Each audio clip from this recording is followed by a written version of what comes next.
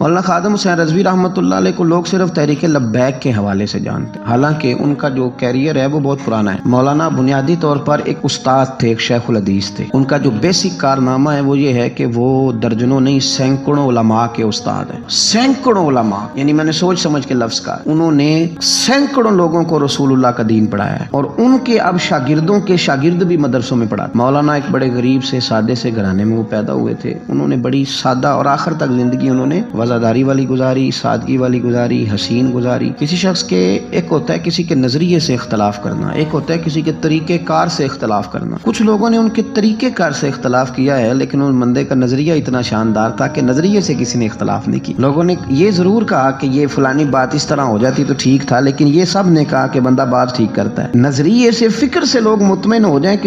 زندہ کیا رہتا ہے؟ نظریہ۔ زندہ کیا رہتا ہے؟ نظریہ۔ فکری طور پر ایک خوبصورت آدمی تھے، بڑے منجے ہوئے آدمی تھے، وزادار آدمی تھے، ایک صاف ستھرے آدمی تھے۔ میری ان سے ملاقات اس وقت ہوئی تھی پہلی دفعہ جب وہ بالکل ٹھیک تھے، ٹانگوں پہ چلتے تھے۔ ان کے جو استاد گرامی تھے حضرت مولانا عبدالحکیم صاحب شرف قادری رحمۃ اللہ علیہ، بہت جید عالم تھے۔ میں ان کو ملنے کے لیے جاتا تھا تو حضرت بھی وہاں پڑھایا کرتے تھے لاہور جامعہ نظامیہ میں، تو وہاں ان سے پہلی ملاقات ہوئی۔ پھر انہوں نے جو جماعت سب سے پہلے بنائی تھی اس کا نام تھا انجمن فدا یعنی ختم نبوت۔ اس جماعت سے انہوں نے کام کا آغاز کیا، اور بڑے اوائل میں، بڑے شروع میں انہوں نے ختم نبوت کے تعلق سے مختصر سے کام کا آغاز کیا، اور بڑی جلدی ان کا کام پھیل گیا۔ مکی پیر مکی دربار میں یہ اوقاف کی مسجد کے سرکاری خطیب تھے، لیکن حضرت ممتاز قادری صاحب رحمۃ اللہ علیہ کی شہادت پہ انہوں نے سرکاری ملازمت چھوڑ دی۔ اس کے بعد انہوں نے بڑی محنت کی، بڑی جد و جہد کی، بڑی کاوش کی، بیمار اور معذور ہونے کے باوجود بڑی کوششیں فرمائیں، اور بڑے نڈر تھے، بڑے بے باک تھے، بڑے خوبصورت تھے۔ سب سے بڑی بات یہ تھی کہ سکہ عالم دین تھے۔ جماعت کسی بھی سیاسی جماعت کے پاس اتنا تگڑا بندہ نہیں جس طرح کہ حضرت مولانا خادم حسین رضوی صاحب۔ میری ان سے تسلسل، جیل جانے سے پہلے میں ملا، جیل سے آئے تو پھر ملا۔ میں گرچہ ان کی جماعت میں کبھی شامل نہیں ہوا، لیکن فکری طور پر ان سے جو کہ پہلے کا ایک تعلق تھا، ابھی بھی 24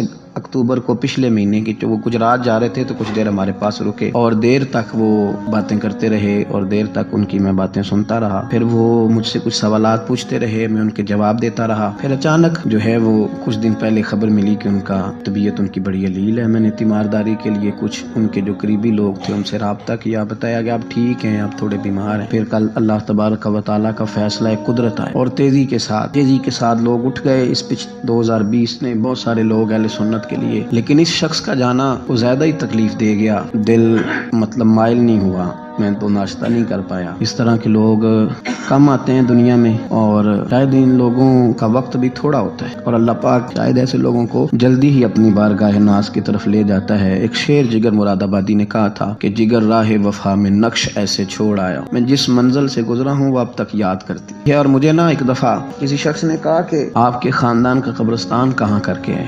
لوگ لکھنے والے جو لوگ ہوتے ہیں وہ پوچھتے رہتے ہیں کہ اس بندے نے کیا وصیت کی ہے، تحریری والے لوگ۔ تو میں نے انہیں کہا کہ قبر بھی بانی جائے گی۔ تو مجھے کہنے لگے کہ کس طرح کر کے پتہ چلے گا؟ تو میں نے کہا تے اکھاں جدوں میٹیاں تے پھر زمانہ مینوں روے، اپنا تے اپنا بیگانہ مینوں روے گا، تے جدوں نہ میں دسیا میں خارا نوں میں خانے وچ، پھر جام ٹوٹ جان گے میں خانہ مینوں روے گا۔ کئی لوک لوک رون گے تے کئی بک بک رون گے۔